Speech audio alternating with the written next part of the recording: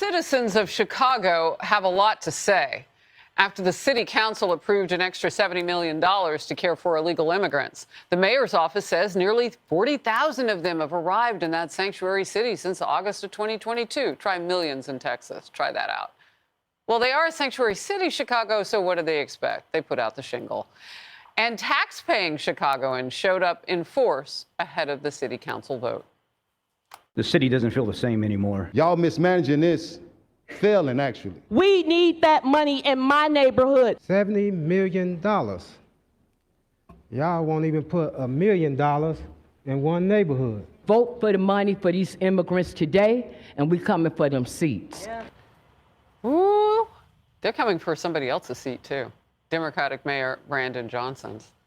Organizers of the recall movement need some 56,000 signatures to get the recall option on the ballot later this year. We'll be watching.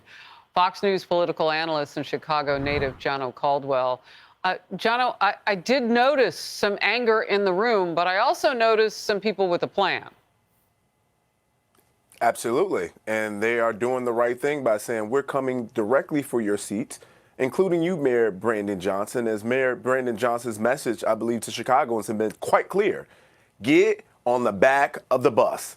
Now, that's everybody, but especially those black voters who are the reason he's mayor today. Get on the back of the bus. And these voters in Chicago, and I speak to a lot of them pretty regularly, pretty weekly, they're serious about voting for Trump. They're serious about handing the election in Illinois to Donald Trump. And you mentioned blacks in particular taking a look at maybe voting in their own interest. You know, I had lifelong Chicagoan Kata Tress on the Focus back in February. She got a bigger conversation around the nation started about her frustrations in Chicago. Let's revisit. Turn Chicago red.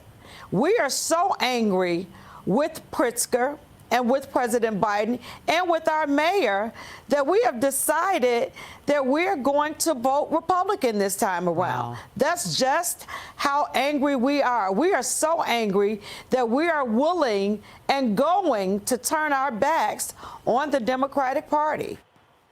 Approving this is definitely a slap in the face for Black Americans because the Democrats are trying to show them we don't care about your struggle. We're not going to help you in your struggle, but we're going to need your vote every 4 years. Okay? And Black people, you kind of deserve this too, because it's like you keep voting for them and they keep doing the same thing over and over. What do you expect? Right now, I see the migrants as a replacement for Black people.